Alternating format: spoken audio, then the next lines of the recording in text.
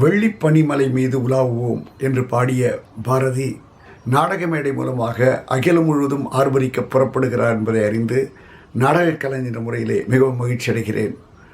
ஒரு நாடகத்திற்கு மைய கருத்து இருக்க வேண்டும், கதாபாத்திரங்கள் செதுக்கப்பட்டிருக்க வேண்டும், நாடகம் முடிந்த பிறகு பார்ப்பவர்கள் மனதிலே ஒரு தாக்கத்தை ஏற்படுத்த வேண்டும். அதுதான் ஒரு சாதாரண நாடகத்திற்கு இலக்கணம் என்று என்னுடைய குருநாதர் இயக்குனர் சிகரம் கே பாலச்சந்தர் அவர்கள் அடிக்கடி இந்த விஷயத்தை சொல்லுவார். இந்த பாரதி நாடகம் ஒரு யுக புருஷனை பற்றி. இதிலே சரித்திர பின்னணிகள் அதிகம். சுவையான சம்பவங்களை தொடுத்து ஒரு அழகான நாடகமாக மேடையேற்றுவதற்கே ஒரு பெரிய துணிச்சல் வேண்டும், தைரியம் வேண்டும், ஆர்வம் வேண்டும். அந்த ஆர்வத்தையும் துணிச்சலையும் நான் முதலிலே பாராட்டுகிறேன்.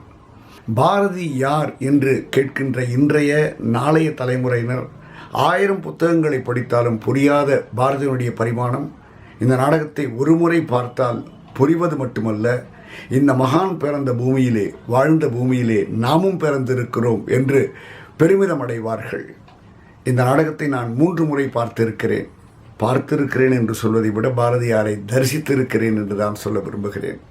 பாரதியாருடனும் செல்லம்மாவுடனும் சுற்றி இருக்கிற கதாபாத்திரங்கள் அத்தனை பேருடனும் நானும் பயணித்திருக்கிறேன், பாடியிருக்கிறேன், ஆடியிருக்கிறேன், குதித்து கும்மாளமிட்டு இருக்கிறேன். இந்த நாடகம் ஒரு பெரிய அனுபவம். 4வது முறையாகவும் பார்க்க ஆசைத்தான். ஆனால் உங்களுக்கும் எனக்கும் தூரமும் நேரமும் தடையாக இருப்பதால் இந்த முறை உங்கள் மத்தியிலே மனதிலே உட்கார்ந்து கொண்டு இந்த நாடகத்தை நீங்கள் பார்க்கும் விதத்தை ரசித்து நான் பார்க்கவிருக்கிறேன். 2வது, வரதராஜன் இந்த நாடகத்தை பற்றி இவ்வளவு குறைவாக சொல்லியிருக்கிறாரே என்று நிச்சயமாக இந்த நாடகத்தை பார்த்த பிறகு உங்கள் எல்லோருக்கும் தோன்றும்.